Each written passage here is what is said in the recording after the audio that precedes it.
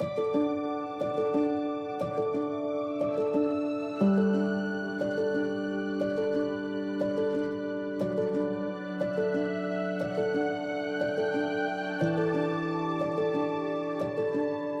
à toi, j'espère que tu vas bien et j'espère que les choses ont déjà évolué pour toi par rapport au début, qu'il y a déjà des choses qui ont changé, que tu as pu te sentir un peu mieux ou te soulager de certaines choses.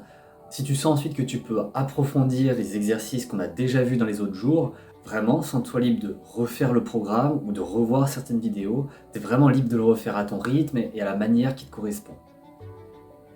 Aujourd'hui, on va commencer avec une question qui est vraiment importante. Parce que parfois, quand un de nos proches décède, on a tendance à un peu trop l'idéaliser.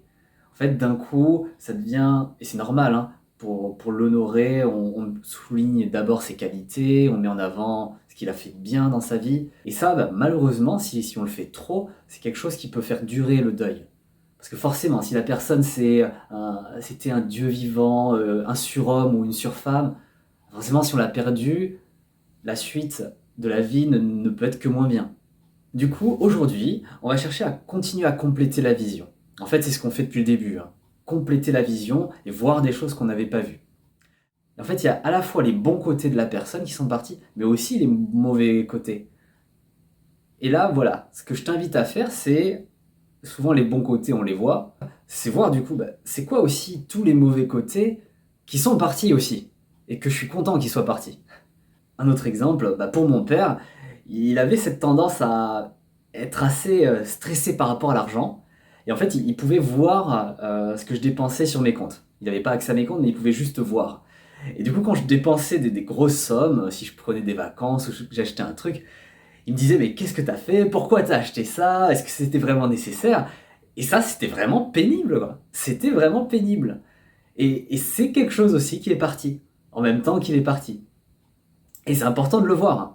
C'est important de voir qu'en même temps qu'on perd tous les avantages de la personne, on perd aussi tous les inconvénients de la personne.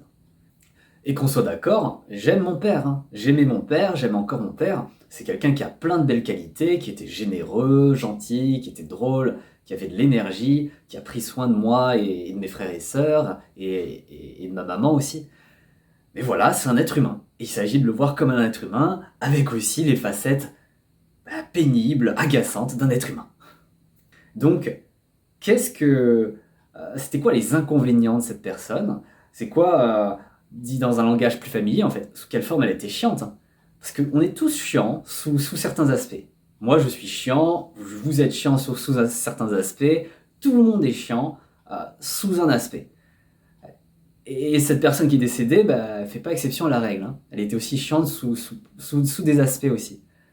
Donc, il s'agit d'être honnête avec soi-même et de voir, ok, sous quelle forme elle était chiante aussi, sous quelle forme elle avait des inconvénients qui m'agaçaient ou qui étaient pénibles ou peut-être même des choses qui étaient dures à vivre.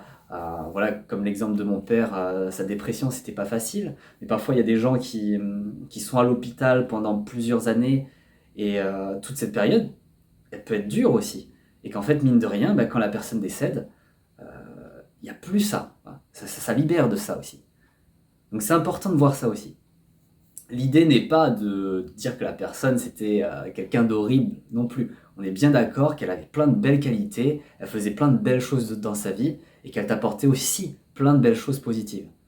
Mais là, il s'agit vraiment de voir les deux. Et donc, comme on voit déjà généralement la partie positive de la personne, bah là, il s'agit de voir aussi la partie moins agréable, partie que socialement on a tendance à pas trop dire. C'était quoi les inconvénients de cette personne, en quoi elle était chiante, comme tout le monde, mais à sa façon.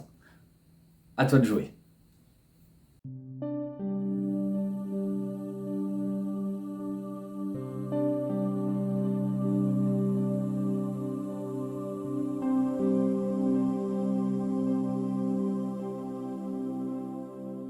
Super. Donc quand tu as fait cette liste, qu'est-ce que ça te fait de voir ça aussi?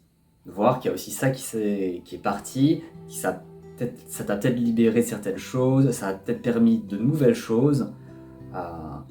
Qu'est-ce que ça te fait de voir ça? Sincèrement, qu'est-ce que ça te fait de voir ça? Voilà, et je te dis à tout de suite pour la suite du programme.